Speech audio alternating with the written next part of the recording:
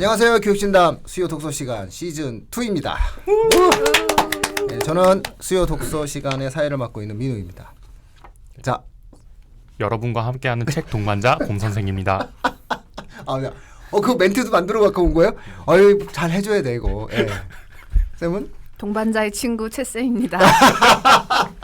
이제 드디어 저희가 네. 소개하고 시작하게 되었습니다. 자, 오늘 책은 우리가 빛의 속도로 갈 수 없다면이라는 책인데요. 네. 자, 그러면 한번 이 책에 대해서 궁금해하시는 청취자분들을 위해서 2분 퀵 서비스 한번 시작해 주시죠. 네. 여러분의 기억 속으로 책을 배달해드리는 2분 퀵 서비스. 우리가 빛의 속도로 갈 수 없다면 시작하겠습니다. 여러분이 마지막으로 감상한 SF 영화는 무엇인가요? 또 소설은 무엇인가요? SF 장르를 그다지 좋아하진 않으시나요? 현실에서 일어나지 않을 것 같은 내용 때문에 허무맹랑하다고 생각하시나요? 장황한 과학 용어가 주르륵 늘어질 때마다 영 모르는 내용일 것 같아서 SF에 다가가지 않으시나요? 당신이 SF를 읽지 않는, 또 읽지 않았던 이유는 무엇인가요? 그러면 다음과 같은 SF 소설이 있다면 믿으실 건가요? 지구로 떠나는 우주 여행에서 사랑을 깨닫는 게 성인식 행사인 소설. 미지의 존재와 조우에 소통하면서 공감하는 과정을 그린 소설. 우리가 어린 시절을 기억하지 못하는 게 인간다움을 부여하는 외계의 존재 때문이라고 말하는 소설.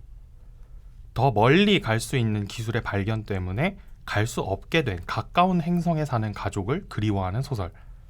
추모공원을 대신하는 마인드 업로딩 센터에서 사라진 엄마를 찾아 헤매는 소설. 감정을 찾아 헤매다 감정을 드러내는 물건을 옆에 두려 하는 소설.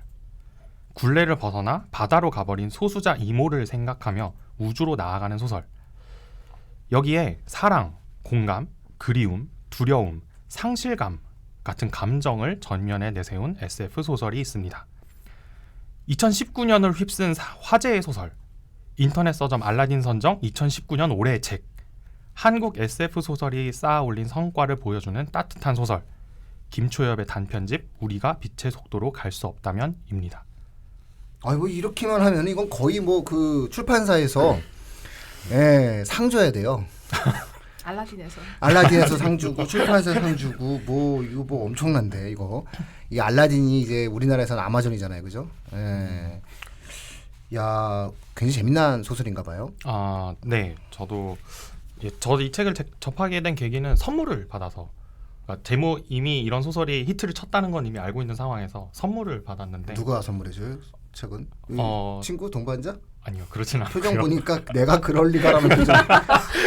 그러니까 좀 전에 내가 그럴 리가 이런 표정. 네. 근데 좀 시청자 여러분, 제가 좀 111이 있는데요. 좀 전에 제가 토스트 사다 줬거든요. 그랬더니 갑자기 추어탕을 싸와야지 왜 토스트 싸우냐 그러면서 얘기하시니까. 여름이니까. 그러니까 그럴 표정은 절대 짓지 않으시는 누가 사준 거예요? 네. 우린 그런 게 관심이 있어. 예, 같이 독서 모임 하는 친구가 사줬어요. 독서 모임도 합니까? 네, 지금은 안 하는데 예전에 좀 했었습니다. 야, 요즘에 삶이 정말 건전하신 분들이 굉장히 많아요, 세상에. 네. 어떻게 재밌게 읽으셨어요? 어떠셨는지 먼저 얘기해 주시면. 저도 이제 히트친 소설이라는 건 당연히 알고 있었는데 제가 약간 그 홍대병 같은 너무 유명하면 읽기 싫은 안 좋은 버릇이 있어서 베스트셀러는 잘 안 읽어가지고 끌리면서 읽기 싫은. 네. 근데 이제 요 기회에 저도 구매해서 읽었는데 SF 소설이라서 좋았다 하기는 좀 애매하고 다른 의미로 좋았던 것 같아요. 그냥 소설로서. 소설로서의 가치가 충분히 있다. 네. 요 정도 해야 돼요. 그래야 궁금해서 읽어보시지. 더 얘기해주면 그냥 이 방송으로 때우신단 말이죠. 네. 일단 우리가 SF 소설이라는 것, 네. 한국 SF 소설이라고 하는 새로운 형태의 장르를 잘 개척해 나간 거죠. 개척이라기보다는 요새 SF 작가분들이 이렇게 갑자기 툭 튀어나온 것 같다는 그런 느낌을 좀 별로 안 좋아하는 그런 반응들이 있어서 이제 그 문학상이라고 하는 어떤 제도 때문에 한국에서는 소설 그러면 약간 순문학이라는 이미지를 많이 떠올렸는데, 아니면 아예 대중소설이거나, 밑바닥에서 이제 SF라는 소재를 가지고 작품을 써내려 왔던 작가들이 이제 꾸준히 있었고, 이제 그렇게 만들어진 작가층이 모여서 쌓아올린 성과라고 이 소설을 볼 수 있을 것 같습니다. 네. 이 정도면 충분히 어느 정도는 소개가 된 것 같아요. 자, 그러면 이종 보통 키워드로 한번 넘어가야 될 것 같은데요. 네. 자, 제가 꼽은 키워드는 한계입니다. 이 책에서는 한계라는 키워드가 네. 그리고 요즘 인식되시나요? 제가 생각하고 있는 토픽. 네. 요즘 제가 생각에 빠져 제발 있는 한계 이런 거 생각하지 마.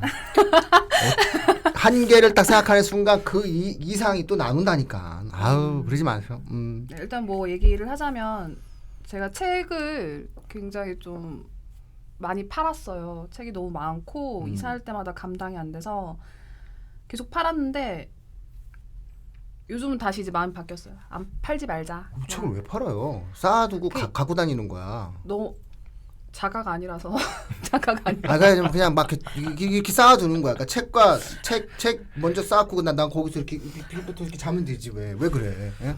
그래서 이제 책을 저는 이제 안 팔겠다라고 다짐한 게 책을 꽂아두면 그 꽂아둔 책을 보는 것만으로도 행복하지. 감정이 느껴져요. 그럼요. 네, 내가 그리고 그때 이제 어떤 상태에서 저 책을 맞아요. 봤다. 네, 내가 그 추억. 회상. 걔랑 헤어지면서 봤다. 아니면 같이 읽었다. 이런 다 나타나는데 어떻게 맞아요. 그걸 근데 볼 그걸 생각을 팔면 해요? 사라지더라고요. 그럼요. 네, 안 근데 보이면 여기 끝이야. 안 보이면. 이 책에도 단편으로 들어가 있는 것 중에 감정의 물성이란 단편이 있는데 거기도 이제 그 물건을 가지고 감정을 느끼게 되는 그런 소재가 나오는데 저는 책이 그런 역할을 하고 있다라는 생각이 들더라고요. 그러니까 그 책을 보면 감정이 느껴져요. 그럼요. 우리가 음악을 들어도 그런 느낌이 나고 그래서 영화를 이제 봐도 그런 느낌이 절대 안 나는데. 팔겠다. 마치 내 감정을 파는 것 같은 느낌이 그렇죠. 들어서. 네. 근데 이 책을 제가 이제 다 읽고 한동안 꽂아뒀는데 이 책을 볼 때마다 느껴지는 게 약간 아련한 슬픔 같은 게 느껴지더라고요. 그래서 저는 이 책이 SF 소설이라는 느낌보다는 아직은 좀 순소설에 가깝다라는 느낌을 많이 받아요. 그리고 또 한계라는 생각을 최근에 하게 된 게 저도 이제 독서 모임을 하나 하고 있는데 저는 진행형인데 여기서 이제 슬픔에 대한 토론을 했었어요. 뭐가 슬프냐. 근데 저는 좀 슬픔을 안 느끼는 편이다. 저는 화가 많아서 저는 화가 나지 슬픔은 잘 안 느낀다라고 하니까 뭐 다른 분은 또 화는 2차적인 감정이라 그러더라고요. 그 슬픔이 1차고 화가 2차? 뭐 이렇게 말씀하신 분들. 뭐 어렵게 말하는 사람 너무 힘들어. 근데 뭐 모르죠. 예, 결론은 뭐 각자 가지는 거지만 어쨌든 어떤 것이 슬픈가에 대해서 저도 생각을 해봤어요. 그러면 내가 주로 화나지만 그래도 슬픈 게 어떤 거지 했을 때 뭐 이별, 헤어짐, 짝사랑, 돌이킬 수 없음, 실패, 좌절 이런 것들이 생각이 났는데 결국 이 모든 거를 통틀어서 말할 수 있는 건 한계라는 단어 같더라고요. 그래서 한계가 슬픈 것이 아닐까라고 생각을 했는데 이 책에서도 그 아련한 슬픔들이 느껴지는 게 각 단편들이 나름대로의 한계를 가지고 있어요. 근데 그 한계가 SF 소설이라고 해서 기술적인 한계, 어떤 과학의 한계 이런 게 아니라 결국 그냥 인간이 본성적으로 그냥 갖고 태어난 그런 한계더라고요.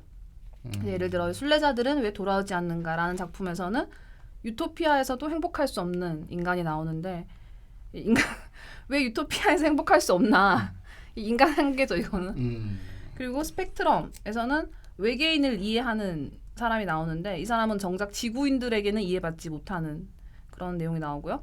관내분실에서는 엄마에 대한 이해를 못해서 또 슬픔을 겪게 되고 어쨌든 여러 작품들을 다 봤을 때 결국은 다 한계 때문에 슬퍼하고 특히 저는 이 표제작 우리가 빛의 속도를 갈 수 없다면이 가장 슬펐는데 이 작품은 미래에도 기술이 아닌 비용 문제 때문에 그래서 좌절하고 한계를 느껴서 이게 미래가 된다고 해도 결국 사람이 슬픔을 느끼고 한계를 느끼는 건 같은 지점이구나라는 생각이 들더라고요. 네. 그래서 저는 SF가 결국은 디스토피아적 요소로 많이 끝나는데 그게 결국 여기서 오는 게 아닐까라는 생각을 해봤습니다. 네. 갑자기 또 우울해지네. 네. 이거 참 추어탕을 사왔어요. 제가 정말 큰 잘못을 한 것 같습니다, 청취자분들. 죄송합니다. 제가 다음에는 추어탕을 통해서 국수 이렇게 말아 드세요. 추어탕에? 추어탕. 알았어요. 국수까지 제가 포장하고 오겠습니다. 추어탕에 국수를 말아먹어요? 그렇죠. 저 처음 들었어요. 설렁탕에 국수 말아 먹는 거랑 추어탕에 국수 말아 먹는 거랑 똑같아요. 그렇구나. 근데 설렁탕은 맑은 국물이고 추어탕은 그 뼈 같은 게 막 섞여 있잖아요.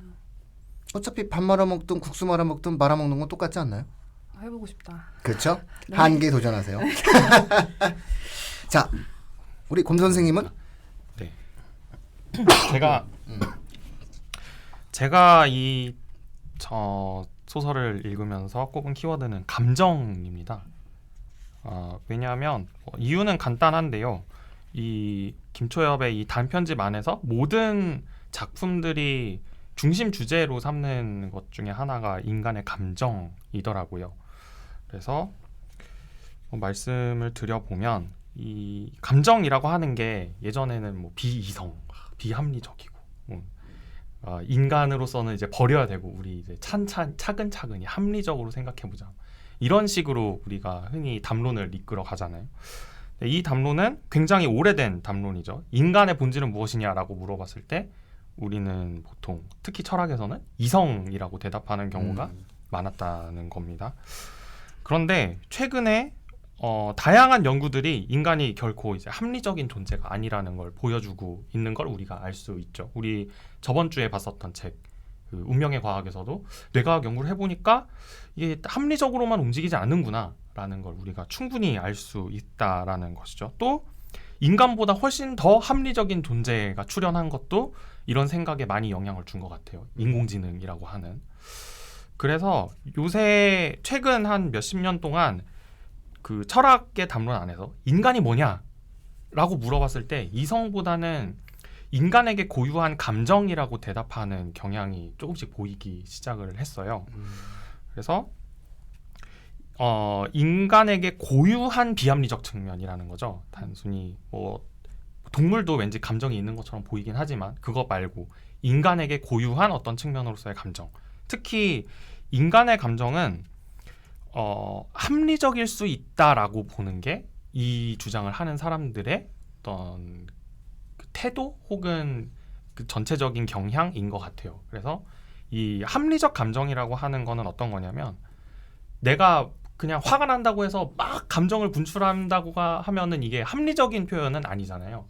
그리고 나의 화를 받아주는 존재들도 감정을 갖고 있는 존재고 그렇다면은 저 사람이 내가 적당하다고 내가 느끼는 감정에 대해서 적절한 표현이라고 생각하는 수준이 있을 거고 나는 내가 적절하다고 생각하는 수준이 있을 거고 이거 두 개를 맞춰가는 과정에서 이 둘의 어떤 표현의 수위가 딱 들어맞는 순간 이걸 이제 합리적 감정선의 지점 이런 식으로 설명하는 학자들이 있습니다. 그래서 이런 걸 보고서 뭔가 모순적인 표현이긴 하지만 감정의 합리성이다 이렇게 이야기하는 사람들이 있거든요.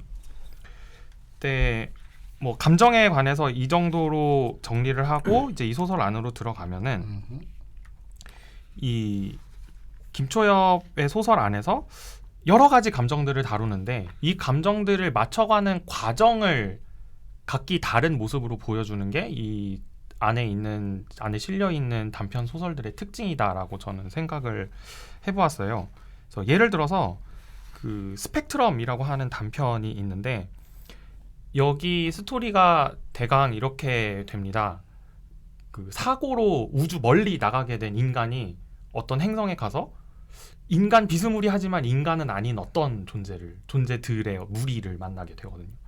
근데 이 무리랑 딱 처음 만났을 때 쟤네들이 어떤 방식으로 의사소통을 하는지도 모르겠고 제가 나에게서 뭘 원하는지도 모르겠고 그건 저 존재들이 나를 바라보는 시각에서도 마찬가지고 그 상황을 뭐 여러 가지 방식으로 쟤네들이 그린 그림을 읽어내려고 노력한다든가 혹은 쟤네들도 이 주인공을 어디로 잡아 끌어서 가려고 하는데 손목을 너무 세게 잡아서 아프다는 표현을 하니까 그 뒤부터는 좀 살살 잡고 뭐 이런 식의 과정을 거쳐서 서로가 이해할 수 있는 그 합리적 감정의 선을 맞춰가는 과정을 보여주거든요. 네, 그런 측면에서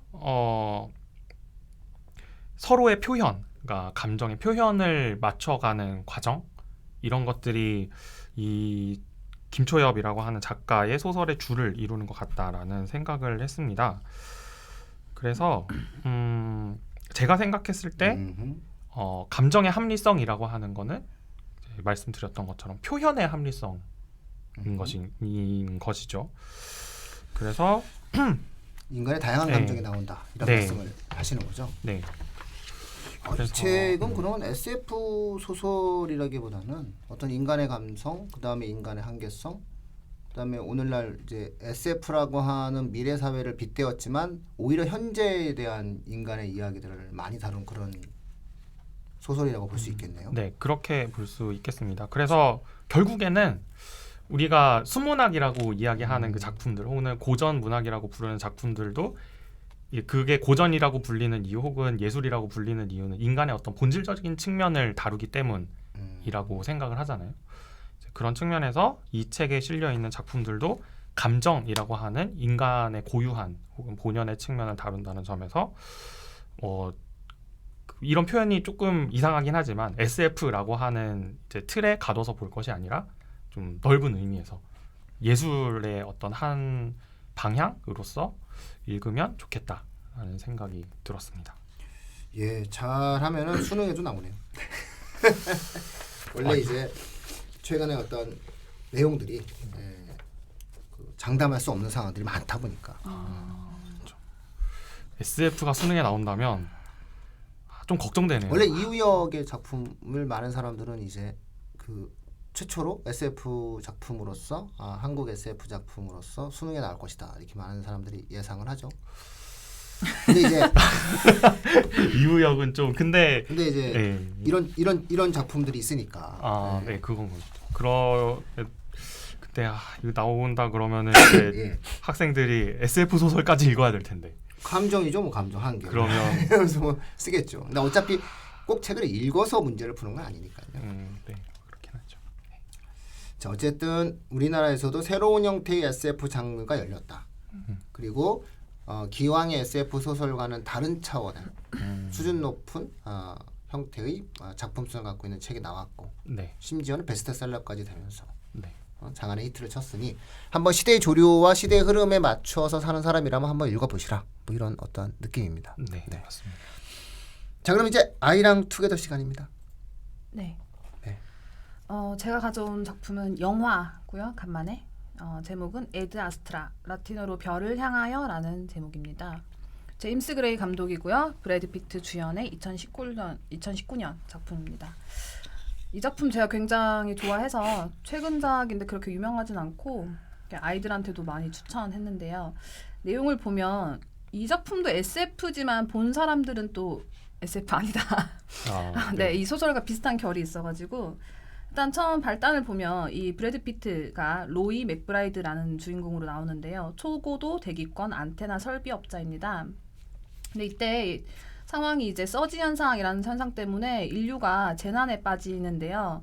이 현상이 어디서 시작되었냐라는 걸 연구하다가 이 로이의 아버지 클리포드 박사가 옛날에 그 먼 해왕성으로 떠난 우주 비행사인데 30년 가까이 거기 생존해 있으면서 거기 탐사선에서 이 서지 현상이 발생한다라는 그런 연구 결과를 알게 돼요.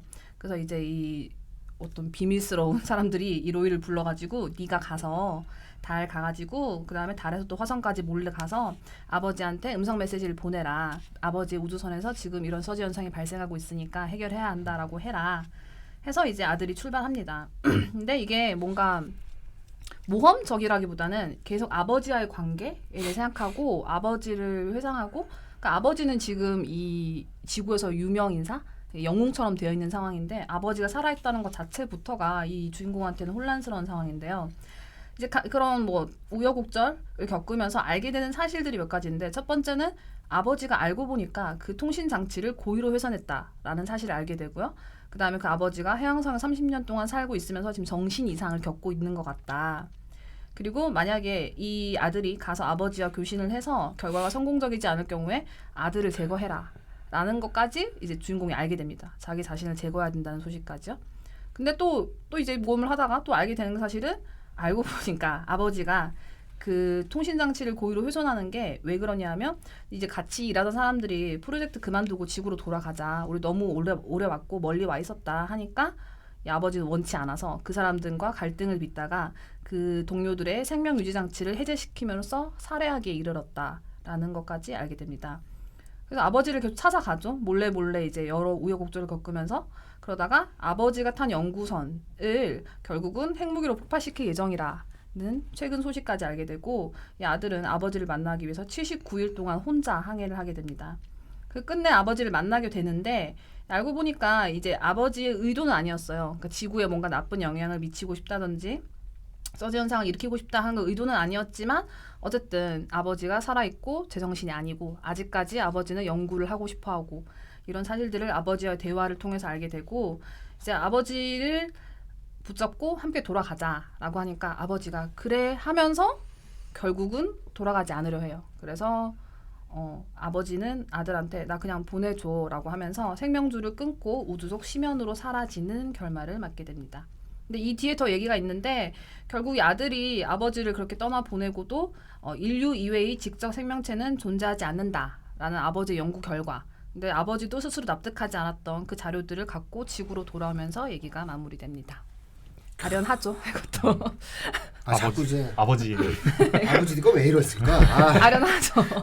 브래드 피트가 요즘 이런 영화를 그렇죠? 네, 저는 굉장히 이 영화 좋아하고요. 그 아버지와의 관계에 대한 생각도 많이 하게 되고 아까 제가 그 주제로 꼽았던 한계, 인간의 한계라는 생각도 좀 같이 하게 됐고 결말이 너무 슬픈 거예요. 결국은 그 인류 이외의 지적 생명체에 존재하지 않았다라는 결론을 안고 있었던 아버지에 대한 얘기가 굉장히 좀 슬프고 네. 죄송해요. 네, 너무 분위기를 아닙니다 지금 뭐 좀 힘드네요. 예.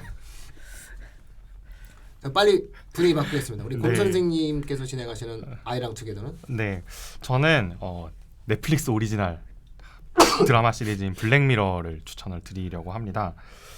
블랙미러는 아마 청취자분들께서도 많이 보셨을지도 모르겠어요. 굉장히 인기가 많은 드라마 시리즈거든요. 그래서 저도 요새 틈날 때마다 보고 있는데 SF라고 부를 수 있을지는 잘 모르겠는데 기술의 발전 때문에 생겨날 가능성이 있는 여러 가지 사건들을 중심으로 서사를 펴나간다는 점에서 SF라고 부를 수 있지 않을까라는 생각이 듭니다. 특히 블랙미러가 다른 SF들에 비해서 좀 눈에 띄는 점은 그 SF 소설 그러면 되게 먼 미래에 엄청나게 과학기술이 발달했을 때 뭐 이런 시대를 주로 다루는 게 보통인데 물론 우리가 오늘 다뤘던 김초엽의 소설은 약간 가까운 미래인 것처럼 보이지만 블랙미러의 경우에는 한 5년에서 10년 지나면 실현될 수 있는 기술인 것 같은데 인 소재들을 주로 다뤄요.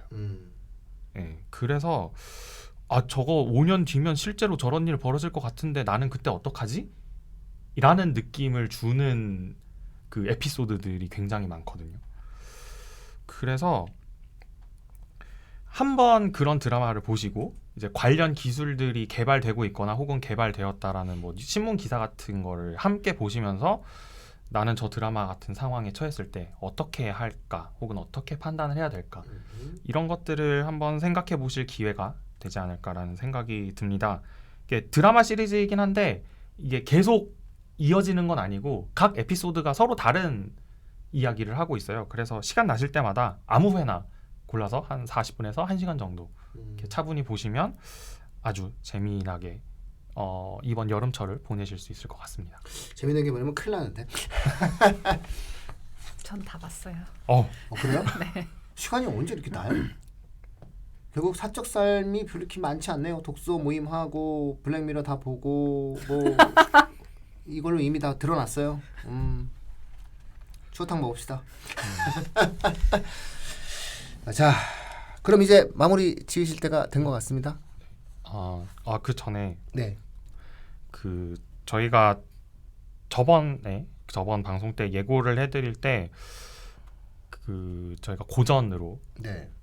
소포클레스의 오이디푸스 왕을 네. 읽겠다라는 말씀을 드렸는데 한번 우리 방송에서 다룬 적이 있어서 다루지 않은 고전을 한번 하면 좋겠다라고 생각을 해서 저희는 이제 다음 시간에는 오이디푸스 왕이 아니라 안티고네를 진행해 볼 예정입니다. 아마 다 이해해 주실 거예요. 그리고 굳이 네. 너희들 왜 그래 오디푸스 그러면 이제 그거 앞에 예전에 시즌 1에 저랑 또 훈쌤이 했던 거 그거 다시 들으세요. 네. 그리고 같은 책에 이제 합본으로 되어 있으니까 이제 그렇죠. 앞에 거 아이고, 말고 뒤에 부분 앞뒤. 보시면 그때도 되겠습니다. 살짝 안티고네 얘기하고 그랬어요. 네. 훈쌤이. 그러니까 뭐 충분히 다들 이해해 주실 거라고 생각합니다. 네. 네. 그러면 다음 시간에는 안티고네. 네? 안티고네를 하겠다. 네. 이렇게 이야기할 수 있을 것 같습니다. 자 그럼 한번 마무리 멘트 날려주시죠. 네. 교육진담 수요독서 코너는 청취자 여러분과 함께 가볍게 하지만 꼼꼼하게 책을 읽어나가는 방송입니다. 여러분의 손길에서 책장을 넘기는 소리의 숫자만큼 댓글, 좋아요, 구독하기, 알림 설정, 링크 공유 부탁드립니다. 아유 뭐 이 목소리는 정말 좋은 목소리예요. 네. 알겠습니다. 자 요 정도 하고 마치도록 하겠습니다. 감사합니다.